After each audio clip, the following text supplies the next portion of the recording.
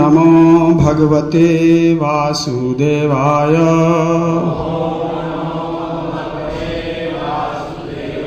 श्रीमद्भागवतम स्कंद 7 अध्याय 11 श्लोक संख्या है 7।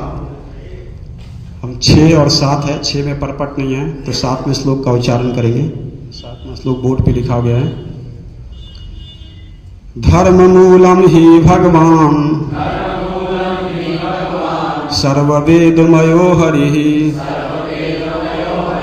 श्रुतं च तद्विधां राजन् येन आचात्मा प्रसीदति।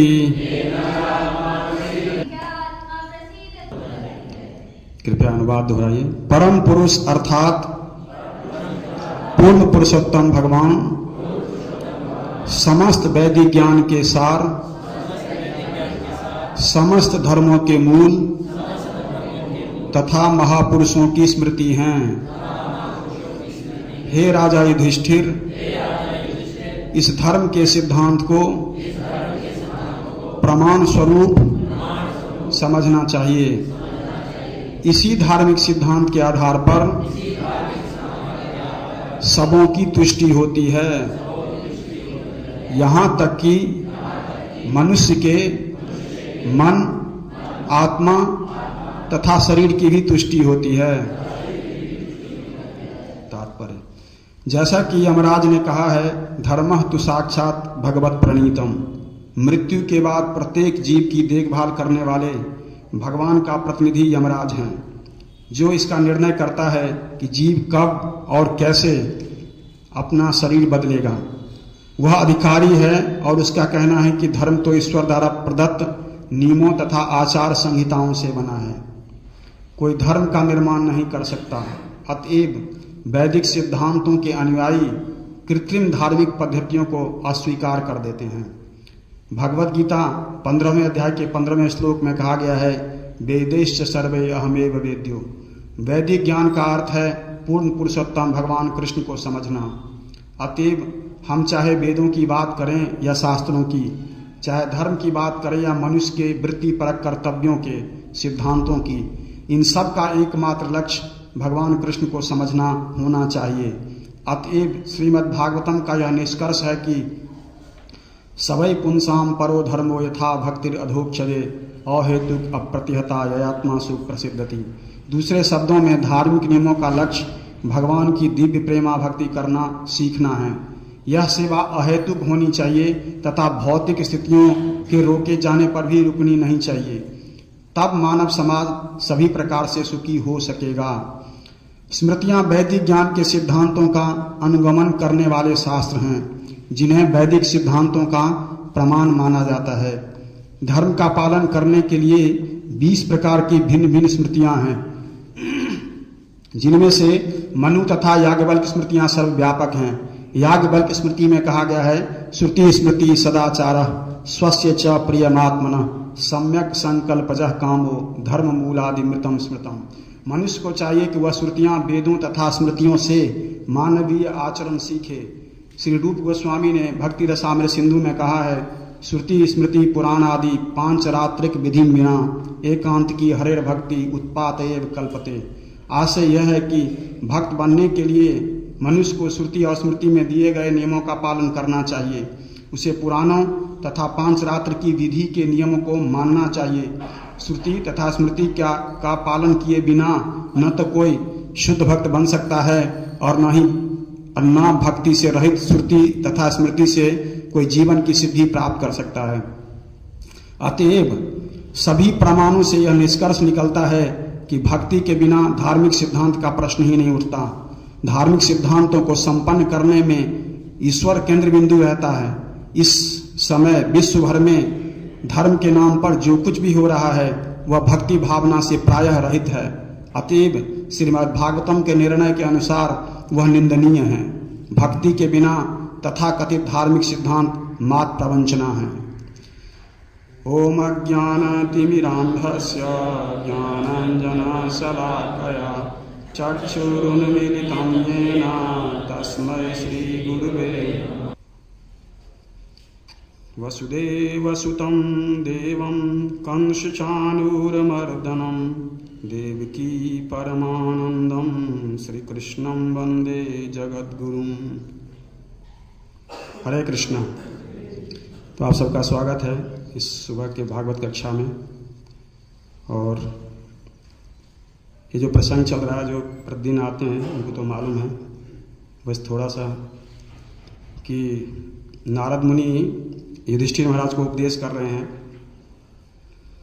और इसकी शुरुआत हुई थी 6वें स्कंद में, जब ये उनसे प्रश्न किया गया था कि क्या भगवान पक्षपात करते हैं, तो वहाँ से उसका उत्तर देने का प्रयास कर रहे हैं। और ये प्रसंग कंटिन्यूसली आ रहा है। उसी में जो है हिरण्याकश्यप और प्रहलाद महाराज का प्रसंग भी, और फिर अभी यहाँ तक पहुँचे हैं। अब नारद जी जो है धर्म के सिद्धांतों का वर्णन कर रहे हैं। तो आज हम समझने का प्रयास करेंगे, चर्चा करेंगे कि क्या धार्मिक सिद्धांत का भक्ति से कोई मतलब है, या इसका भक्ति से कोई लेना देना है, या कोई केवल धार्मिक सिद्धांतों को पालन करके भगवान को प्राप्त कर सकता है, या केवल भक्ति करने से या नाम जप करने से धार्मिक सिद्धांत अपने आप हमारे अंदर प्रकट हो जाएंगे। तो कुछ बिंदु हैं जिस पर प्रयास करेंगे कि कुछ बताने का। तो सबसे पहले सभी वरिष्ठ वैष्णवों की कृपा याचना करते हुए, तो जो धार्मिक सिद्धांत हैं, जैसा कि प्रभुपाद इसमें बता रहे हैं कि ये जो धार्मिक सिद्धांत हैं भगवान के द्वारा ही दिए गए हैं। भगवान ने ही इस धार्मिक सिद्धांत को दिया है वेदों और पुराणों और स्मृति शास्त्रों के माध्यम से। परंतु हम देखते हैं कि कई बार हम भक्ति में आने के बाद भक्तों के समाज में कई बार, और जैसा कि लिखा भी है, ऐसा नहीं कि शास्त्रों में लिखा नहीं है कि अगर हम केवल जप करते हैं तो हमारे अंदर ये सारे गुण अपने आप प्रकट हो जाएंगे, अलग से कुछ करने की आवश्यकता नहीं है।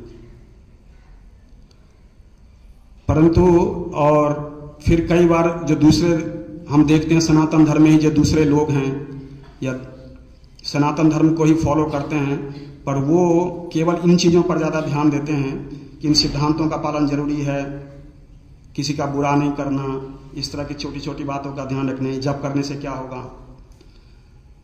तो बड़ा अजीब सा होता है कई बार, वो उनको लगता है कि ये चीज़ ज़्यादा इंपॉर्टेंट है, ये जप इंपॉर्टेंट नहीं है। हमें लगता है जप ज़्यादा इंपॉर्टेंट है, ये चीज़ें ज़्यादा इंपॉर्टेंट नहीं है।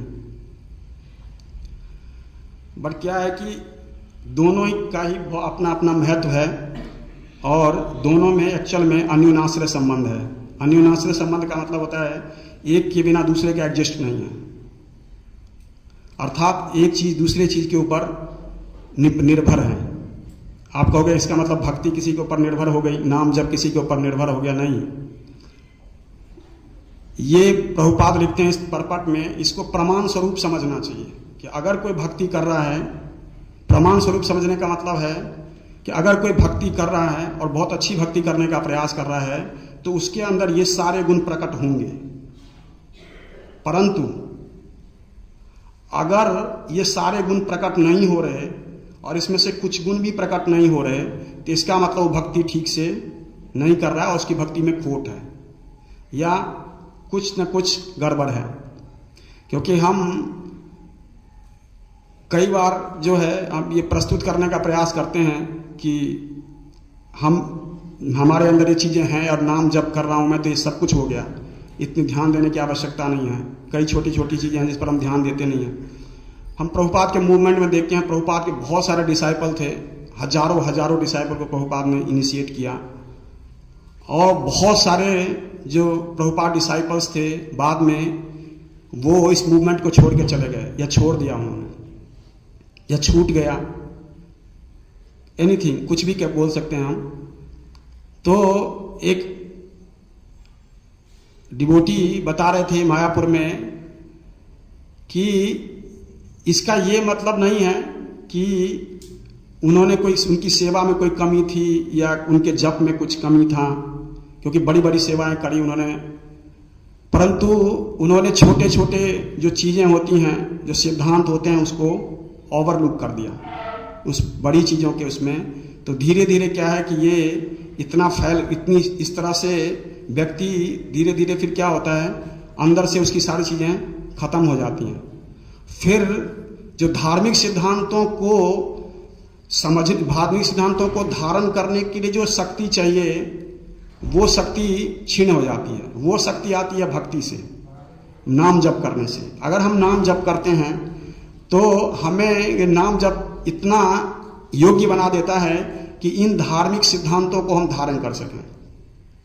प्रभुपाद लिखते हैं कि धार्मिक सिद्धांत को जो है धारण किए बिना इसमें कोई शुद्ध भक्त बन ही नहीं सकता। और यही बात रूप गोस्वामी भी नेक्टर ऑफ डिवोशन में लिखते हैं।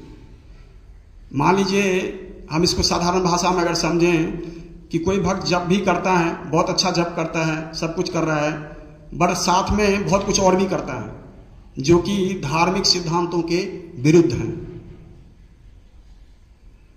तो क्या है कि एक दिन वो इस तरह के जो चीजें हैं उसको अंदर से खोखला बना देगी और उसका नाम जप भी छूट जाएगा, भक्ति भी छूट जाएगी। तो ये बहुत इंपॉर्टेंट है इसको समझना कि इसको तभी प्रभुपाद लिखते हैं, इसको प्रमाण के रूप में समझना चाहिए कि अगर कोई भक्ति कर रहा है तो उसके अंदर ये होगा। अगर ये जो धार्मिक सिद्धांत हैं धीरे धीरे धार्मिक सिद्धांत का, जैसे कि जो कल लेक्चर लेंगे जो भी, उसमें ये धार्मिक सिद्धांतों का नारद जी ने वर्णन किया है, बट कुछ जो सिद्धांत हैं उसके ऊपर चर्चा कर लेंगे, प्रयास करेंगे कुछ अगर कुछ चीजें समझ पाते हैं तो प्रभुपाद इसमें लिखते हैं कि ये जो धार्मिक सिद्धांत है ये भगवान द्वारा ही दिए गए हैं, इसीलिए इसकी उपेक्षा नहीं करनी चाहिए। कि हम भक्ति करें तो इसका मतलब ये हमारे लिए है ही नहीं। श्री श्री राधा राधिका रमण भगवान की, श्री श्री कृष्ण बलराम जी की, श्री श्री गौर निताय जी की। तो अब जैसे कि महाराज आत्मनिवेदन महाराज परसों क्लास में बता रहे थे, बहुत सुंदर क्लास दिया था महाराज ने, बहुत सुंदर क्लास था कि रिलीजियस प्रिंसिपल है क्या। प्रभुपाद लिखते हैं कि सनातन धर्म, उसमें नारद जी बोलते हैं मैं आपको सनातन धर्म बताऊंगा, तो सनातन धर्म है क्या। तो प्रभुपाद अपने सनातन धर्म के व्याख्या में लिखते हैं कि सनातन धर्म का मतलब जो जीव का भगवान से साथ संबंध विच्छेद हो गया है या भूल गया है वो, तो उस लॉस्ट रिलेशनशिप को दोबारा से स्थापित करना, ये सनातन धर्म की व्याख्या प्रभुपाद ने करी है। तो क्या है कि उस रिलेशनशिप को स्थापित करने के लिए जो है ये धार्मिक सिद्धांत बहुत जरूरी है। सनातन धर्म को भगवान के साथ, ये जो सनातन धर्म है उसमें जो है जीव और आत्मा का जब भगवान के को लॉस्ट रिलेशनशिप को एस्टैब्लिश करने के लिए इन धार्मिक सिद्धांतों का पालन करना बहुत ही आवश्यक है। क्योंकि जो सारे वैदिक, इसमें 3-4 बातें बहुत इंपॉर्टेंट है कि कह रहे हैं कि सभी धर्मों का मूल क्या है, भगवान को समझना। सभी वैदिक सिद्धांतों का मूल क्या है, भगवान को समझना। सभी स्मृति शास्त्र का मूल क्या है, भगवान को समझना। और वर्णाश्रम का उद्देश्य क्या है, भगवान को समझना। धार्मिक कर्तव्य का क्या उद्देश्य है, भगवान को समझना। परंतु अगर कोई धार्मिक भगवान को कोई समझ रहा है, भगवान को समझ करके अगर कोई माला कर रहा है तो इसका मतलब सब कुछ कर रहा है, फिर अलग से धार्मिक सिद्धांत की चर्चा क्यों। इसका उद्देश्य क्या है, भगवान को समझना। इसमें शास्त्र में कहा गया है कि 4 वेद, 6 शास्त्र, 18 पुराण, ज्ञान, सत्संग, इन सब का उद्देश्य क्या है, भगवान के नाम का जप करना, भगवान के नाम का जप करना, भगवान की भक्ति करना, भगवान के प्रेमा भक्ति को सीखना। और कोई भक्त अगर नाम जप कर रहा है और ये चीजें सीख रहा है तो उसको इन सब चीजों की आवश्यकता नहीं है। परंतु ध्यान रखने की आवश्यक है, उसको ध्यान रखना चाहिए कि नाम जप करते हुए, नाम जप भगवान की भक्ति करते हुए इस एक साधक को हर वस्तु का ख्याल रखना चाहिए। प्रभुपाद कहते हैं इसमें कि केवल धार्मिक सिद्धांत जो है वो केवल ठगी है, प्रवंचना है। लास्ट लाइन में लिखते हैं कि केवल कोई धार्मिक सिद्धांत का फॉलो करेगा और भक्ति नहीं करता, इसका मतलब क्या है, वो ठगपना है, मतलब ठगता है किसी को। बट कह रहा है कि कोई भगवान की भक्ति करता है और धार्मिक सिद्धांतों को धारण नहीं करता तो वो भी कभी अपने जीवन के उद्देश्य में सफल नहीं हो पाएगा, उसको अपने जीवन के उद्देश्य को कभी प्राप्त नहीं कर पाएगा। इसीलिए दोनों का एक दूसरे से संबंध है।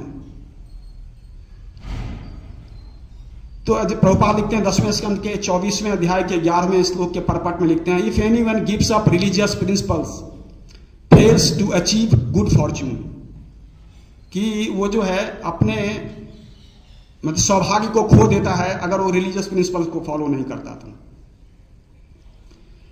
तो अब फिर इस एक लाइन में लिखा है कि इससे मन की, आत्मा की और शरीर की सबकी तुष्टि होती है। तो हम देखते हैं कि जब हम इस उद्देश्य इसको इनका पालन करते हैं तो धीरे धीरे क्या होता है कि ये व्यक्ति की वो मन से भी व्यक्ति किसी के प्रति कोई अपराध नहीं करता या किसी इस अपराधों से या पाप करने की प्रवृत्ति से बचता है। फिर जो है इसमें हमारी आत्मा का शुद्धिकरण होता है अगर हम ये जप करने के साथ साथ इन धार्मिक सिद्धांतों को का पालन करते हैं तो। परंतु अगर हम इसकी अवहेलना करके सिद्धि प्राप्त करना चाहते हैं तो ये असंभव है। जैसे आप कहो कि महामंत्र तो सबसे पावरफुल है प्रभु जी, फिर कर करके सब हो जाएगा। कोई गाड़ी बहुत अच्छी है, BMW है, पर सड़क खराब है या ड्राइवर को चलाना नहीं आता तो क्या होगा? वो दौड़ेगी। जैसे अभी आप देखिए जो एक्सप्रेस वे बना हुआ है वो उस पर जितनी भी गाड़ियां जाती हैं वो मोस्टली गाड़ियों के टायर फट जाते हैं क्योंकि उसका जो स्टैंडर्ड है वो बिल्कुल अलग जो है वो विदेशों के स्टैंडर्ड के हिसाब से बना हुआ है। यहाँ की छोटी गाड़ियां उस पर ज़्यादा समय तक वो अब आगरा तक जाते जाते बहुत सी गाड़ियों के टायर फट जाते हैं। तो प्रतिदिन होता है, ऐसा नहीं एक दिन, प्रतिदिन कुछ ना कुछ गाड़ियों का होता है। इसका क्या मतलब है? ये सेम जैसे मैं कि हमारे पास महामंत्र है, सब कुछ है, बहुत पावरफुल है, बट क्या है कि हम धार्मिक सिद्धांतों की अवहेलना करते हैं। मान लीजिए मैं जप करता हूँ, साथ में पीछे से चोरी भी करता हूँ, जहां मौका मिला वहीं से चीजें उठा ली, जहां मौका मिला वहीं से कुछ कर लिया। आप समझ रहे हो इसका क्या मतलब है कि हम धार्मिक सिद्धांतों की अवहेलना कर रहे हैं। मैं जब तो कर ही रहा हूं ना, क्या हो गया? तो क्या है कि आप बिल्कुल गलत चीजें कर रहे हो साथ में, तो क्या है कि वो काम नहीं करेगा। फिर वो एक पुण्य वर्ग, जो यही जप जो है एक पुण्य वर्ग जो है पुण्य बनकर रह जाएगा। हमारी जो हम जो प्राप्त करना चाहते हैं इस जप के माध्यम से वो चीज प्राप्त नहीं हो पाएगी। जैसे इस पूरे भौतिक जगत में कोई स्थान ऐसा नहीं है, कोई संस्था ऐसी नहीं है, कोई जगह ऐसा नहीं है जहां प्रलोभन नहीं है और परेशानी नहीं है। हर जगह स्थिति में प्रलोभन है, हर जगह परेशानी है। धर्म के पालन करने में कष्ट होता ही है। अगर हम धर्म का पालन करना चाहते हैं तो हमें कष्टों से गुजरना पड़ेगा। हम ये नहीं कह सकते, जैसे एक धार्मिक नियम है, सिद्धांत है कि प्रतिदिन 2 बार स्नान करना चाहिए। अब सर्दियों में 1 बार स्नान करने में जान निकलती है, अब 2 बार स्नान करना चाहिए। परंतु अगर हमें इस धार्मिक सिद्धांत को फॉलो करना है तो फिर हमारे लिए बाधा नहीं होनी चाहिए। इसमें प्रभुपाद एक जगह लिखते हैं कि जबरदस्ती करके भी नहीं करना और कोई मुश्किलें आती हैं उससे छोड़ना भी नहीं है। जैसे कि आत्मविवेकानंद महाराज बता रहे थे परसों के लेक्चर में कि आप या कल शायद महाराज कि फोर्सली आप किसी को जो है किसी सेवा में जोड़ नहीं सकते, क्योंकि ये वॉलंटरली अगर वो करेगा तो फिर धीरे धीरे उसकी उन्नति हो, तो फिर उसके लिए काम हो जाएगा, जबरदस्ती वो सेवा नहीं होगी। तो इसी तरह से है कि हम जो है उसको जबरदस्ती पालन नहीं कर सकते, परंतु कोई भक्त है और उसके लिए रूल है, धार्मिक नियम ऐसा है, तो वो क्योंकि इससे बहुत इनकन्वीनियंस होता है, हमें असुविधा होती है, तो इसीलिए हम इसका फॉलो नहीं करेंगे, ये भी गलत है। क्योंकि धर्म के पालन में निश्चित रूप से कष्ट होता है। तो हमें कष्ट देखकर इस धर्म के नियम सिद्धांत को छोड़ना नहीं चाहिए। इससे ज्यादा फर्क नहीं पड़ता कि हम किस आश्रम में रहते हैं, परंतु इससे बहुत फर्क पड़ता है कि हम भक्ति कितनी गंभीरता से करते हैं कि नहीं करते हैं, किसी भी आश्रम में रह करके, और धार्मिक सिद्धांतों का पालन करते हैं नहीं रह करते हैं उसी किसी भी आश्रम में रह करके। तो ये बहुत इंपॉर्टेंट है कि हमें, जब भगवान भगवद गीता के 3 अध्याय के 35वें श्लोक में कह रहे हैं, श्रेयान स्वधर्मो विघ्न स्वधर्मा सुनिष्ठता स्वधर्मे निधनम श्रेय परधर्मो भयावह। आपको पता है भगवत गीता में ये भी एक श्लोक है जिसको भगवान ने दोबारा रिपीट किया है। 18वें अध्याय के 47वें श्लोक में दोबारा इसको बोला है भगवान ने। 2 ही श्लोक हैं भगवत गीता में जिसको 2 बार रिपीट किया गया है, और ये भी एक श्लोक है। इसमें 3 का 35 और 18 का 47, ये दूसरी बार भगवान ने इसको रिपीट किया है कि व्यक्ति को अपना स्वाभाविक धर्म जो है वो नहीं छोड़ना चाहिए।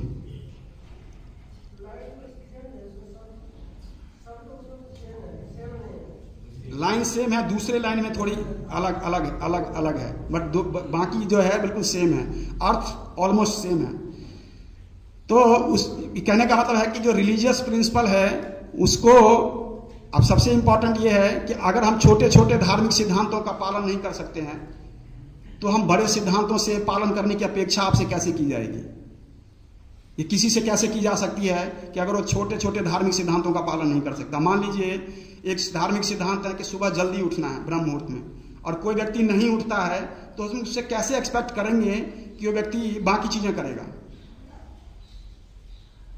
कई बार हम कहते हैं कि बहुत, आप जब भी देखो कृष्णा कॉन्शियस में जो मैंने जो देखा है कई बार कि ज्यादातर जो भक्त हैं या किसी आश्रम में हैं या कहीं बाहर रहते हैं, अगर वो अपनी साधना को बहुत गंभीरता से नहीं लेते हैं या उनको सुबह उठने की आदत नहीं है या मॉर्निंग प्रोग्राम को मिस करते हैं, तो धीरे धीरे जो है उनकी भक्ति में वो खिंचाव आने लगता है और भक्ति, आप समझ लीजिए वो आश्रम को या उस जगह को उसको छोड़ना पड़ता है। इसीलिए मॉर्निंग साधना बहुत इंपॉर्टेंट है, क्योंकि ये भी एक धार्मिक नियम है। ये नहीं कहा गया कि आप रात को बहुत देर तक बैठ के काम करिए, कि आप रात को 2 बजे तक लगे हुए थे प्रभु जी, इसलिए कोई बहाना नहीं है। प्रभु जी, कई लोग यहाँ एग्जाम्पल हैं जो रात के 2 बजे भी आकर के सुबह मंगल आरती में खड़े होते हैं, क्योंकि ये बहुत इंपॉर्टेंट है इसको करना। तो हम, क्योंकि हम जिस भी आश्रम में हैं उस आश्रम के गुण और धर्म, खास करके धर्म और कर्तव्यों का अगर हम पालन करते हैं तो तभी हमें सही अनुभूति होती है कि इस आश्रम में इतनी मुश्किल है या इतना अच्छा है या इतनी समस्याएं हैं। तो सबसे बड़ी बात है कि अगर हम बिना धार्मिक नियम के, हम इतने सालों से, मान लीजिए कोई व्यक्ति बहुत जप कर रहा है, कई सालों से, आपको भी मिलते होंगे, मंदिर में भी कई लोग विजिट करते हैं, बहुत पुराने लोग होते हैं, बहुत सालों से दीक्षा हो गई, जप कर रहे हैं, क्या खुश हैं वो? जब भी मिलेंगे कोई शिकायत करेंगे, जब भी मिलेंगे कोई शिकायत करेंगे। ऐसे ही होता है, ऐसे ही होता है प्रभु जी, यहाँ तो सब अपना अपना। अब आप देख रहे हो क्या मतलब क्या है उसका, कि सारा जीवन उसने कभी चीज को फॉलो ठीक से किया नहीं। तो क्या है कि 15 साल 20 साल से घुमा रहा है और यहां जब भी आता है तब भी वही शिकायतें करता है भक्तों की। संस्था की शिकायत करेगा, भक्तों की शिकायत करेगा। क्यों? क्योंकि वो माला तो किसी तरह से फेर देता है, बट क्या है कि धार्मिक सिद्धांतों से उसको कभी उसने मेल कराया नहीं, कि इसके साथ ये भी बहुत जरूरी है। निंदा चुगली नहीं करना, यह भी एक धार्मिक सिद्धांत है कि न निंदा करना, न चुगली करना है, न ब्लेम करना है। तो हम जब जैसे इन सिद्धांतों को छोड़ते हैं और उसके बाद हमें लगता है कि हम केवल जब से सब हो जाएगा, हम परफेक्शन के लेवल पे पहुंच जाएंगे, तो ये अपने आप में बहुत बड़ी भूल है। हम किसी गलत चीजों को समझ पा रहे हैं और हमारी अंडरस्टैंडिंग गलत है, हमारी समझ गलत है, या हम अज्ञानता में हैं, या हमारा फेथ कम है कि हम इन चीजों को ठीक से फॉलो नहीं करते, क्योंकि बहुत जरूरी है ये। सबसे बड़ी बात है कि हर डिवोटी अपना स्टैंडर्ड खुद तय करता है, किसी भी डिवोटी का कोई स्टैंडर्ड तय नहीं कर सकता। नियम सब पढ़ लेते हैं, सब समझते हैं, कथा सबके लिए एक बराबर होती है, बट स्टैंडर्ड हर डिवोटी का अपना स्टैंडर्ड को खुद ही तय करता है कि मेरा क्या स्टैंडर्ड है। जैसे कई लोग पूछते हैं प्रभु जी जगन्नाथ यात्रा में स्टॉल लगे, हम खा लें, मैंने कहा कोई दिक्कत नहीं है, नहीं खाएं तब भी कोई दिक्कत नहीं है, आपका स्टैंडर्ड है। जो खा रहा है वो भी कोई प्रॉब्लम नहीं है, जो नहीं खा रहा तब भी कोई बात नहीं, कि अब दोनों का अपना अपना स्टैंडर्ड है। कोई गोविंदा से भी नहीं खाता, कोई कह रहा है गोविंदा से खाने में कोई दिक्कत ही नहीं, हम तो रोज करते हैं, कोई दिक्कत नहीं, आप खाओ। मतलब कहने का मतलब हर व्यक्ति का भक्ति का आपका खुद का स्टैंडर्ड है, आप खुद ही तय करोगे कि मेरा स्टैंडर्ड क्या है। आपका स्टैंडर्ड मैं नहीं तय करूंगा और मेरा स्टैंडर्ड आप नहीं तय करेंगे। तो आपको देखना है कि आप इस धार्मिक सिद्धांतों के हिसाब से आप किस तरह की भक्ति का स्टैंडर्ड को तय कर, मतलब जो है उसको स्टैंडर्ड को लागू करते हो अपने जीवन में। हम जब भी देखते हैं कि हर व्यक्ति केवल अपने बॉडी माइंड की नीड पूरी करता है, इंक्लूडिंग, मैं बाहर नहीं उन चीज़ों से, हर व्यक्ति हर समय केवल इसी चिंता में रहते हैं कि शरीर को सुख मिलना चाहिए, मन को अच्छा लगना चाहिए। मन को अच्छा नहीं लगा या शरीर को सुख नहीं मिल रहा तो हम वो चीज़ें छोड़ देते हैं। शरीर को भी सुख मिल रहा है पर मन को अच्छा नहीं लग रहा है तो हम छोड़ देते हैं, या मन को अच्छा लग रहा है शरीर को में कष्ट पहुंच रहा है तब भी हम छोड़ देते हैं। धीरे धीरे इसी धार्मिक सिद्धांत को छोड़ने की वजह से कई बार हम अपना काम, जैसे प्रभु जी बताते हैं अपने लेक्चर में, अपना काम निकालने वाले भक्त बन जाते हैं, जुगाड़ू भक्त। जुगाड़ करो, निकल जाओ यहां से।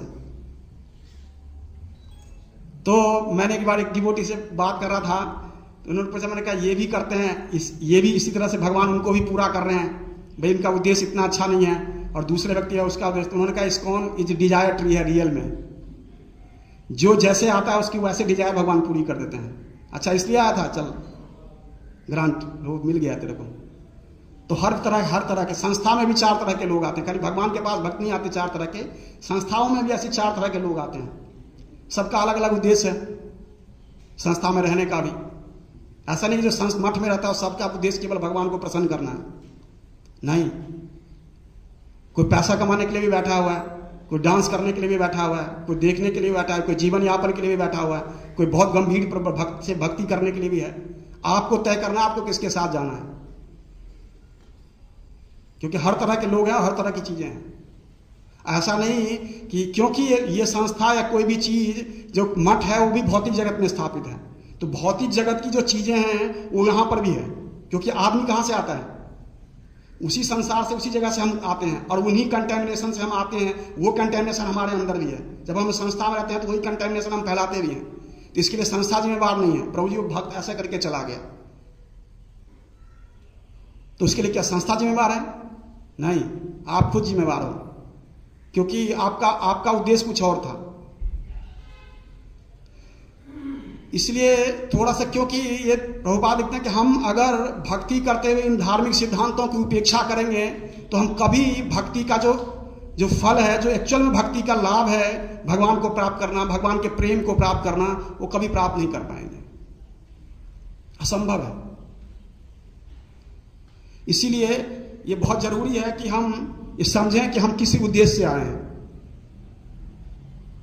क्योंकि कोई भी व्यक्ति हमारे बिहेवियर से ज्यादा लेसन लेता है कि हम कैसा व्यवहार करते हैं दूसरों के प्रति, हमारा चरित्र कैसा है, हम कैसे डीलिंग्स करते हैं दूसरे भक्तों से, हम समस्याओं को से कैसे निपटते हैं, हम अपनी इंद्रियों को नियंत्रण करने के लिए किस तरह की चीजें करते हैं,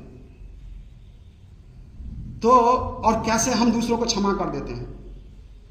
तो आप हमारे इन गुणों को देख करके, हमारे इन डीलिंग्स को देख करके दूसरे भक्त सीखते हैं या दूसरे भक्त इसको अनुकरण करने का प्रयास करते हैं। परंतु अगर हम केवल जप करते हैं और ये सब चीजें नहीं करते, इन धार्मिक सिद्धांतों को बिल्कुल उपेक्षा करते हैं और फॉलो ही नहीं करते, तो निश्चित रूप से आप भक्त के उस लेवल पे नहीं है कि आपको कोई बहुत अच्छा भक्त कहा जा सके। जो जैसे हम एक रूल है कि एकांत की भक्ति जो है उत्पात मचाती है, हम सब ने खूब सुना है।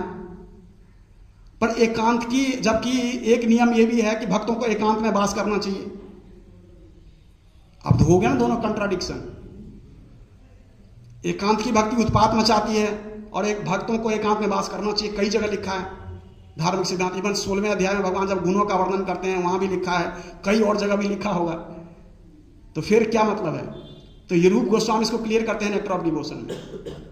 श्रुति स्मृति पुराणादि 5 रात्रिक विधि बिना, कि इन श्रुति में जो चीजें सिद्धांत दिए गए हैं, स्मृति में जो सिद्धांत दिए गए हैं, और श्रुति का मतलब वेद शास्त्र, स्मृति का मतलब स्मृति शास्त्र लिखे गए हैं। बहुत 20 तरह के स्मृति शास्त्र हैं। उसमें से सबसे इंपॉर्टेंट है मनुस्मृति, याज्ञवल्क्य स्मृति, पराशर स्मृति, नारद स्मृति, जिसमें प्रभुपाद इसमें 2 स्मृति की चर्चा भी करते हैं, मनुस्मृति की और याज्ञवल्क्य स्मृति की। याज्ञवल्क्य स्मृति उसमें से और ज्यादा इंपॉर्टेंट है, क्योंकि अभी हमारे देश में जो कानून बना हुआ है, हिंदू कानून, इसी याज्ञवल्क्य स्मृति के पर एक टीका लिखी हुई है, मिताक्षरा टीका, उसी के आधार पर एक हिंदू कानून बना हुआ है। तो अब उन चीज़ों में तो श्रुति स्मृति पुराण, और पुराण में भी, पुराण में जो सिद्धांत है भक्ति वेदों को सपोर्ट करते हैं पुराण।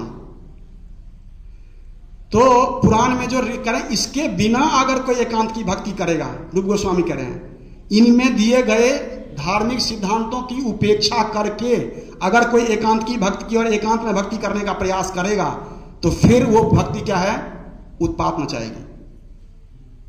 ऐसे नहीं कि आपको एकांत में भक्ति कर, जबकि रिकमेंडेशन दे रहा कि एकांत में भक्ति करनी चाहिए, पर कहें इसके बिना ने श्रुति स्मृति पुराणादि 5 रात्रिक विधि बिना, इन विधियों को छोड़ करके, 5 रात्रिक विधि का मतलब साथ में आप ड्यूटी रखिए, आप अकेले में तो वर्शिप करिए ड्यूटी का और नाम जप करिए और इन धार्मिक सिद्धांतों को फॉलो करिए। अगर ये नहीं करते हैं तब कहें कि एकांत की भक्ति जो है उत्पात मचाती है। तो इसमें सबसे इंपॉर्टेंट ये है कि जैसे प्रभुपाद इसमें परपट में एक जगह लिखते हैं कि श्रुति स्मृति के पालन किए बिना कोई शुद्ध भक्ति को प्राप्त नहीं हो सकता। श्रुति स्मृति के, आप समझे कितना इंपॉर्टेंट है। श्रुति मतलब वेदों के, और स्मृति मतलब स्मृति शास्त्र के, पुराणों के जो सिद्धांत हैं उसको पालन किए बिना कोई शुद्ध भक्ति प्राप्त नहीं कर सकता। परंतु केवल हरि नाम को छोड़कर, भक्ति छोड़ करके और केवल श्रुति ये स्मृति पुराण के नियमों को पालन करके कोई अपने जीवन के उद्देश्य को पूरा नहीं कर सकता, या उसके अंदर वो इतनी योग्यता नहीं आएगी कि वो धार्मिक सिद्धांतों को धारण कर पाएगा। प्रभुपाद लिखते हैं कि जब तक कोई भक्त नहीं है इन धार्मिक सिद्धांतों को धारण ही नहीं कर सकता। चीटिंग लिखा हुआ है कि ठगी है, मतलब धारण नहीं कर सकता व्यक्ति उसको। तो और सबसे बड़ी बात यह है कि जैसे अब प्रभुपाद लिखते हैं कि आजकल के समय में जो धर्म के नाम पर क्या है, कुछ एक्टिविटी हो रही है, इसमें भक्ति का कहीं कोई नामो निशान नहीं है, भक्ति के बिना सारी एक्टिविटी कर रहे हैं लोग। तो इसमें सबसे बड़ी बात है कि मनुस्मृति के अनुसार से मनु महाराज ने जो है वो धर्म के कुछ सिद्धांत बताए। हालांकि इसमें नारद जी बता रहे हैं, इसमें नेक्स्ट श्लोकों में 30 धार्मिक सिद्धांतों का उन्होंने यहाँ पे वर्णन किया है कि व्यक्ति को उसमें, पर मनुस्मृति में इसमें काफ़ी कुछ मिलते जुलते हैं। कुछ जो है ये धर्म के सिद्धांत का वर्णन किया गया है। धृति क्षमा दमस्तेयम शौच इंद्रिय निग्रह धीर विद्या सत्यम क्रोधो दशकम धर्म लक्षणम, कि ये धर्म के मेन जो है सिद्धांत हैं जिनको निश्चित रूप से हर डिवोटी को या हर साधक को पालन करना चाहिए। धृति का मतलब होता है धारण करना या धैर्य रखना, क्योंकि जब हम भक्ति करते हैं तो हमें बहुत धैर्यपूर्वक भक्ति करते रहना चाहिए और नियमों का पालन करते रहना चाहिए। कई बार क्या होता है कि कुछ समय भी जाता है, कुछ साल भी जाते हैं, हम ढीले पड़ जाते हैं, हमें लगता है कुछ फल इसका कुछ निकल तो नहीं रहा है। नहीं, जरूर निकलेगा, पर आपको धैर्य रखना पड़ेगा। फिर है क्षमा कर देना, हमें हमेशा क्षमाशील होना चाहिए। छोटी छोटी चीज़ों को तो निश्चित रूप से ओवरलुक करना चाहिए, बेशक आप समझा सकते हैं, बता दीजिए एंड आगे बढ़ जाइए। फिर है दमस, अपने इंद्रियों को दमन करने का प्रयास करना चाहिए। हर समय जो है इस प्रयास करना चाहिए कि अपने इंद्रियों को दमन करें। अस्तेयम मतलब चोरी ना करना, ये बहुत इंपॉर्टेंट है एक्चुअली में। कई बार हमें लगता है कि हम चोरी तो करते नहीं, क्योंकि मैं अब इसके बारे में सोच रहा था कल एक लेक्चर तैयार करते हुए, तो मुझे लगा चोरी का क्या मतलब है, ऐसे चोरी तो करते नहीं। तो मुझे फिर मैंने ध्यान दिया कि जैसे मान लीजिए यहाँ कोई चीज़ पड़ी है मंदिर की, मान लीजिए कोई ऑफरिंग आई, ये मिठाई का डब्बा आया, आप लोग बुरा मत मानिएगा, मेरा अपना थोड़ा अनुभव हुआ। तो और मिठाई के डब्बे पर जो है कमांडर ऑफिस का अधिकार है, क्योंकि वही हैंडल करता है। मैं उठा के ले गया, आपके सामने ले गया, इनके सामने, पर तब भी चोरी कहलाएगी, क्योंकि प्रॉपर व्यक्ति के सामने या प्रॉपर व्यक्ति से पूछ के नहीं लिया गया। आप समझ गए बात को?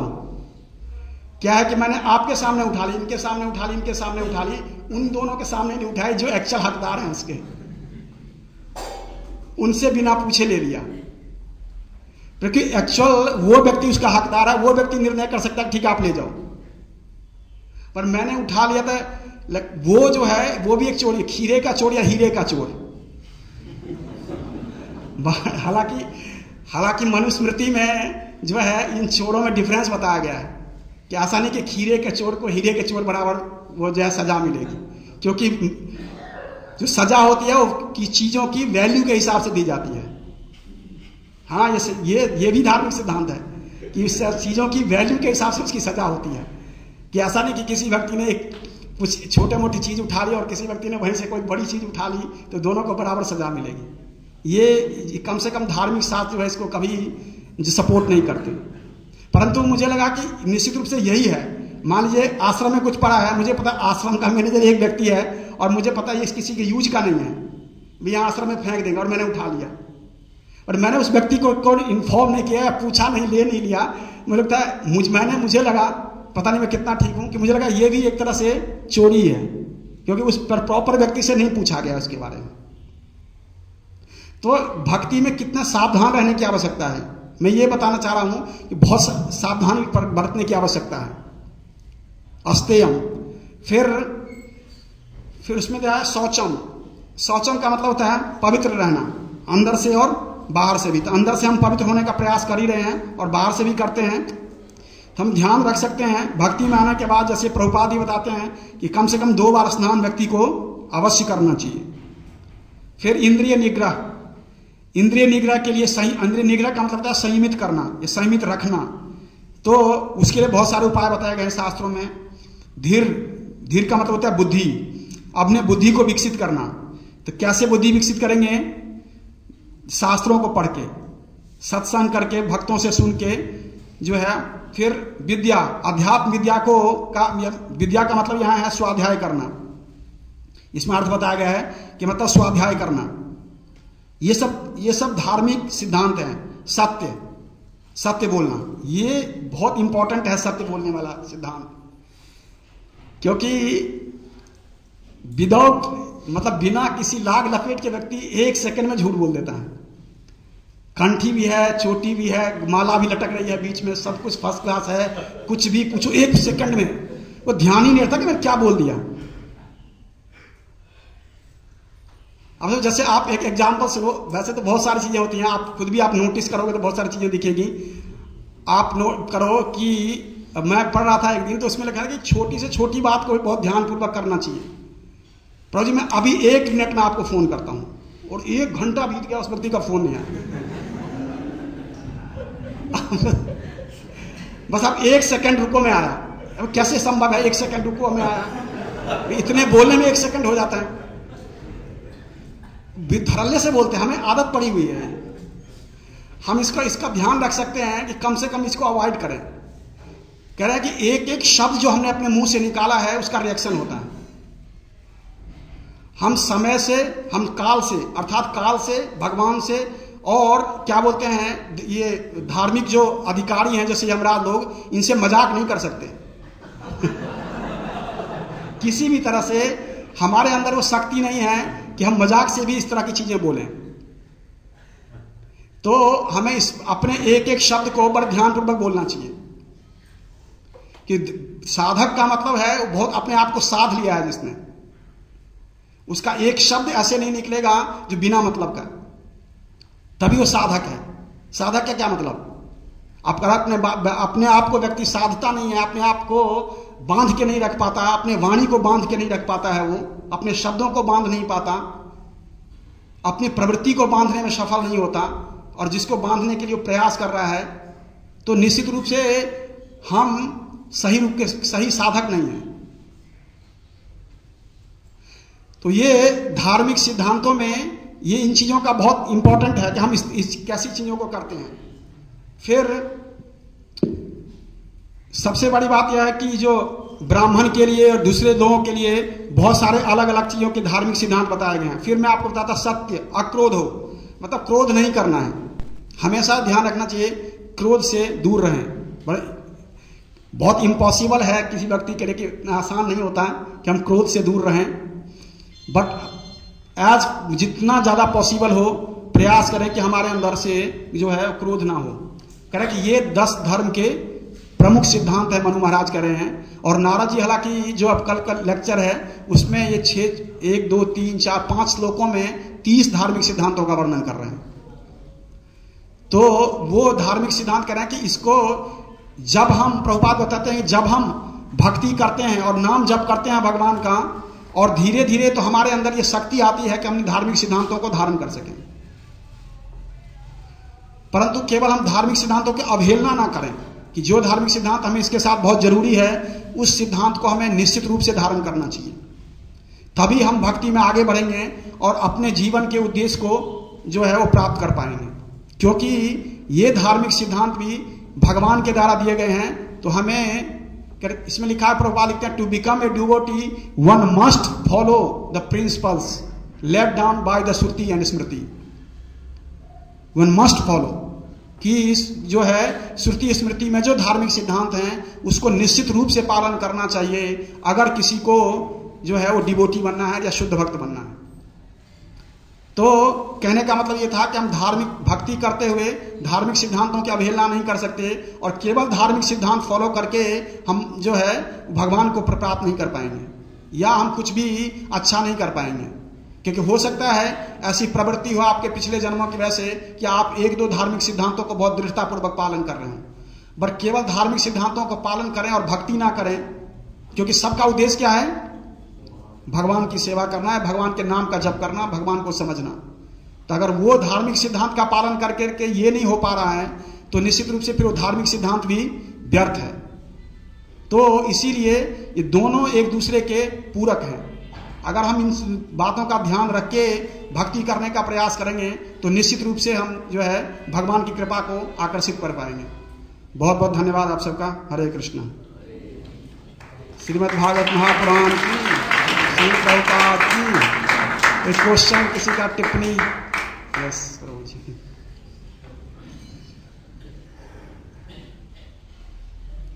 हरे कृष्ण। हरे कृष्ण जी, बहुत बहुत धन्यवाद इतने सुंदर लेक्चर के लिए। तो जी आपने बताया कि जैसे 4 प्रकार के लोग भगवान की शरण में आते हैं, उसी प्रकार 4 प्रकार के लोग जो है संस्था भी आते हैं। लेकिन देखते हैं कहीं की जो है इंटेंशन सही रहती है, शुरू में जो भी आते हैं मंदिर में उनकी ऐसा कोई उद्देश्य नहीं होता, लेकिन बाद में देखते हैं धीरे धीरे उनका उद्देश्य परिवर्तित हो जाता है।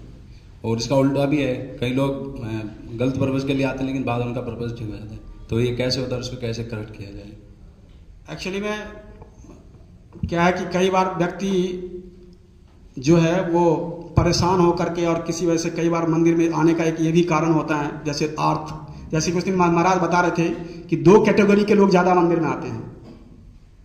जो 4 कैटेगरी है भगवान की, उसमें से 2 कैटेगरी के लोग, मोस्टली 90% लोग इन्हीं 2 कैटेगरी में आते हैं। तो उसमें बता रहे थे कि आर्तो जो दुखी होके आता है, और अर्थार्थी। पहले बता रहे थे आर्तो और अर्थार्थी, ये दोनों को कह रहे थे कि ये ज़्यादा 2 कैटेगरी के लोग मंदिर में आते हैं। तो जो आप बता रहे उसमें कई बार क्या होता है, व्यक्ति दुखी होकर के आता है और उसके अंदर सतोगुण है, पिछले संस्कार हैं, या यहाँ भक्तों को सुना, थोड़ा संग किया, अच्छा मोटिवेशन है तो अच्छी भक्ति में भी जुड़ जाता है। ऐसे कई एग्जाम्पल भी है, हमारे संस्था में भी है कि कोई और मोटिव से आए थे पर यहाँ आके बहुत अच्छे भक्त बन गए।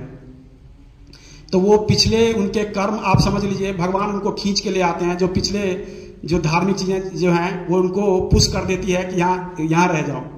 क्योंकि जब मैं अपना खुद का एग्जांपल बताता हूँ कि मैं जब आया था 2003 में पहली बार, तो मैं इसलिए नहीं आया था कि यहाँ कोई भक्ति होती होगी चाहे कुछ भी होता होगा। मैं सोच के आया था कि मेरा दोस्त था, बहुत फोर्स करता था मुझे कि एक बार चल के देख, एक बार चल के देख। तो मैंने कहा ठीक है, हो आता है, मतलब ज़बरदस्ती। मैंने कहा चलो एक बार घूम आता है, बहुत रोज़ कहता है इसलिए। तो ऐसे देखने के लिए आया था कि मतलब चलो देख के आते हैं कि होता क्या है। तो वो 63 नंबर में जो मैं वहीं पे आया था पहली बार। तो क्या है, बाद में धीरे धीरे लगा ठीक है, अच्छा है, ये भी ठीक है, ये भी ठीक है। तो धीरे धीरे ऐसे ही। पर कई लोग क्या है कि मान अच्छे मोटिव से आते हैं कि चलो भगवान की सेवा, फिर वो यहाँ अगर भक्तों का व्यवहार अच्छा नहीं देखते, जो वही बता रहा था आपको कि धार्मिक सिद्धांतों को देखते हैं कि भक्त माला कर रहे हैं, ये मंदिर में रहते हैं, ये मठ में रहते हैं, ये भी ऐसे करते हैं, तो उनका ना हृदय टूट जाता है। क्योंकि वो आते हैं कि यहाँ जो होगा वो फरिश्ता होगा सब, क्योंकि उनको पता नहीं ये भी एक हॉस्पिटल है, यहाँ भी इलाज चल रहा है। तो वो ये समझ के आते हैं सब फरिश्ते होंगे यहाँ पर, एकदम परफेक्ट सब कुछ होगा।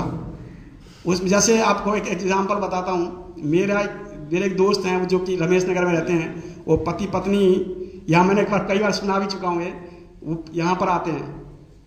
अब थोड़ा कम हो गया, पहले अक्सर आते थे। तो एक दिन मुझे वो बाहर मिले ऐसे, तो मुझे बोला कि आपके यहाँ भी बहुत पक्षपात होता है। मुझे बोला मतलब आपके यहाँ मतलब इस्कॉन में बहुत पक्षपात होता है। पता नहीं कैसे मूड में था। मैंने बोला क्यों, आपको प्रसाद कम मिल गया क्या? मतलब तो नहीं ऐसी बात नहीं है, मैं ऐसी वो बात नहीं कर रहा हूँ। मैंने कहा बताओ ना हुआ क्या। मैं थोड़ा सा इंटीमेसी से बात किया, मैंने बता दो क्या हुआ क्या। नहीं, मैंने देखा वो बात वही निकली, वो जो बांट रहे थे ना प्रसाद प्रभु, वो ना वो देखा वो एकदम से डाल दिया खूब। और हमने बोला कि थोड़ा और जा दो, कह रहे नहीं नहीं है नहीं है नहीं। तो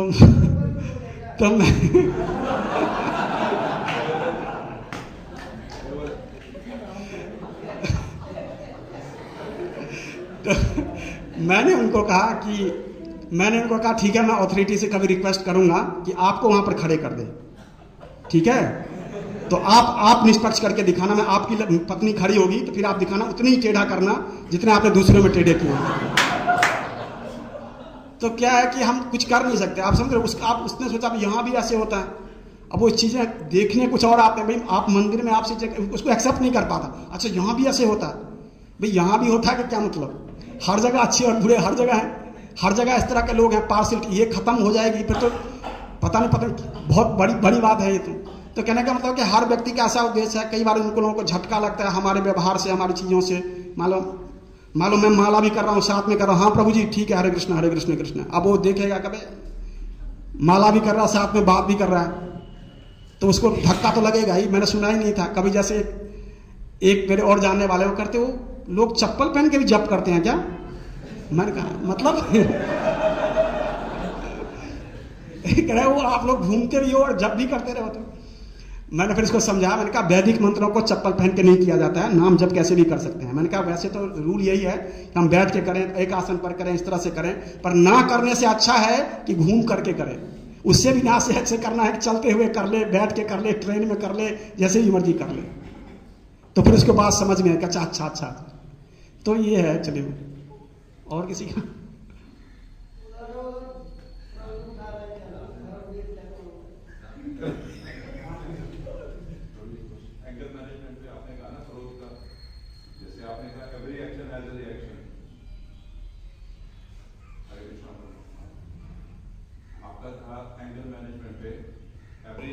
रिएक्शन, लेकिन जो सेवा में है वो क्रोध भी करते हैं, तो उनका क्या, कैसे उनको टैकल किया जाए।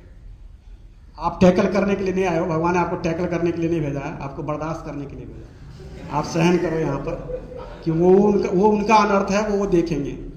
वो जिसका अनर्थ है वो उसको प्रभावित करेगा, हमें प्रभावित नहीं करेगा। वो एक न एक दिन जो है वो उसके साथ उसका खामियाजा भुगतेगा, वो हम नहीं भुगतेंगे। तो हमें इस चीज़ को टॉलरेट कर लेना चाहिए, क्योंकि हम अगर हमारा सही उद्देश्य है कि हम भक्ति करने आए हैं तो हमें ये भी सहना पड़ेगा। क्योंकि आप हिमालय में नहीं बैठे हो कि आपको बर्फ के अंदर बैठे हो, बहुत सर्दी गर्मी सह रहे हो। हमारे लिए यही सहन करना जो है हमारी भक्ति का एक अंग है, तो हमें निश्चित रूप से सहन करना चाहिए चीज़ें। हरे कृष्ण, धन्यवाद। आपके प्रवचन में बहुत बार आपने वर्ड यूज किया धार्मिक सिद्धांत। तो मैं बहुत देर से सोच रहा था कि धार्मिक सिद्धांत और भक्ति सिद्धांत में अंतर क्या है। तो टुवर्ड्स द एंड आपने ये जो 10 पॉइंट बताए, तो क्या मेरा अंडरस्टैंडिंग ठीक है कि धर्म के जैसे सिद्धांत बताया आपने, जो भक्ति से सिमिलर है, धैर्य, क्षमा, इंद्रिय निग्रह, अस्तेय, शौचम और धि और विद्या, सत्य, अक्रोध, और भक्ति के सिद्धांत श्रवणम, कीर्तनम, विष्णु स्मरणम, पाद सेवनम, अर्चनम, वंदनम, दास्यम, सख्यम, आत्मनिवेदन। Is that so? या इन दोनों के बीच में और भी कुछ अंतर है धार्मिक सिद्धांत और भक्ति के सिद्धांत के अंदर? ऐसा कोई, जैसे कि प्रभुपाद बता भी रहे हैं कि कोई बहुत अंतर तो नहीं है इन चीज़ों में, क्योंकि एक भक्त होगा, उसको ये सब चीज़ें उसके अंदर स्वाभाविक रूप से, जैसे कई बार हम सुनते भी हैं, लेक्चर में भी सुनते हैं, उसके अंदर स्वाभाविक रूप से विकसित हो जाती हैं। बट क्या है कि भक्ति के सिद्धांत का मतलब है उसको केवल ये देखना है, उसको नाम जप करना है जैसे कि उसने सुना है, और जो धर्म जैसे कि रूप गोस्वामी बताते हैं कि इसको डीटी वर्शिप करना है, धाम वास करना है, और ये सब जो है ये आध्यात्मिक या भक्ति के सिद्धांतों में। बट धार्मिक सिद्धांतों में जैसे अभी जो सहनशील कर, सहना, दूसरों को दुख नहीं देना, अपने मन से वचन से किसी को मुश्किल में नहीं डालना। जैसे हम कई बार क्रोध कर देते हैं, जैसे अभी प्रभु जी बता रहे थे, मान लो मैंने कड़वे वचन बोल दिए किसी को, हो सकता है कि वो कड़वे वचन से व्यक्ति चला जाए। तो ये धार्मिक सिद्धांत में थोड़ा सा मेरी अपनी अंडरस्टैंडिंग है कि थोड़ा अंतर है उसमें, क्योंकि अगर हम, लेकिन ये अनेबल वही बनाता है अगर हम भक्ति के सिद्धांतों का पालन करते हैं, तो उसके अंदर धार्मिक सिद्धांत निश्चित रूप से जो है वो प्रकट हो जाएगा। मॉरल प्रिंसिपल, धार्मिक सिद्धांत और मॉरल सिद्धांत में कोई अंतर नहीं है, ऑलमोस्ट एक जैसा है। क्योंकि मैं जो मॉरल सिद्धांत के भी जो रूल हैं वो ऑलमोस्ट यही है। सनातन धर्म में भी ऑलमोस्ट यही चीज़ें आई हैं। हालांकि सनातन धर्म का जो प्रभुपाद ने व्याख्या करी है थोड़ी अलग है। प्रभुपाद कह रहे हैं कि लॉस्ट रिलेशनशिप को एस्टैब्लिश करना, जैसे पिछले वाले उसमें उन्होंने किया था कि उसको माना है। पर धार्मिक सिद्धांत जो है जो कि धर्मशास्त्रों के आधार पर है, भक्ति के सिद्धांत जो केवल भक्ति शास्त्र के आधार पर है, जिसमें भक्ति में भगवान की कृपा प्राप्त करने के लिए क्या क्या आवश्यक है, परंतु ये एक दूसरे के पूरक हैं। हरे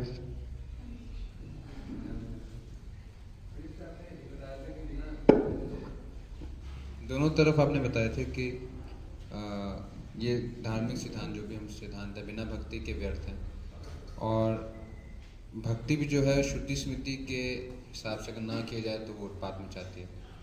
तो इसका कोई प्रेसिडेंस भी है कि अगर जैसे आपने बताया कभी कभी कॉन्ट्रडिक्टरी दिखाई देते हैं, श्रुति स्मृति पुराण के सिद्धांत कुछ ऐसे अपेयर होते हैं, या लोग को श्रुति को ज़्यादा मानते हैं, स्मृति को नहीं मानते हैं, पुराण को नहीं मानते, तो इसका क्या प्रेसिडेंस है और इसको आप थोड़ा सा एक्सप्लेन कर सकते हैं? मतलब क्या, मतलब जैसे अगर कोई सिद्धांत आया तो पहले किसको माना चाहिए, श्रुति के सिद्धांत को या स्मृति को या पुराण को? या लोग जैसे हम देखते हैं लोग वेद ज़्यादा को मानते हैं, जो बाहर की दूसरी संस्थाएं हैं वेद को मानते हैं, पुराण को नहीं मानते, हम लेकिन पुराण पे ज़्यादा जोर देते हैं वेद से, तो इसका थोड़ा एक्सप्लेन। एक्चुअली में जो शास्त्रों के हिसाब से तो जो वेद है, श्रुति के पुराण को सबसे उच्च माना जाता है, सबसे जो है वो ऊंचे स्तर पर रखा जाता है। जो वेद के वैसे आगे 6 अंग बताए गए हैं कि जो कि शिक्षा, व्याकरण, श्रुति वो अलग है। फिर जो वेदों की जो 4 तरह की व्याख्या की गई है, खास करके जो दार्शनिक व्याख्या है, उपनिषदों की व्याख्या है, अगर हम भक्ति कर रहे हैं तो हमारे लिए बेस्ट है कि हम उपनिषदों के उस व्याख्या को फॉलो करें, उसको सर्वोच्च मान के करें। अगर हम कर्मकांड से संबंधित या कुछ धार्मिक चीज़ों को कर रहे हैं तो अच्छा है कि हम यजुर्वेद के जो मानते यजुर्वेद संहिता है उसको सबसे टॉप मान करके उसको फॉलो करने का प्रयास करें। पर एक सबसे बड़ा सिद्धांत है जो भक्ति में कि जो है वो बड़ा सिद्धांत हमेशा छोटे सिद्धांत को काट देता है।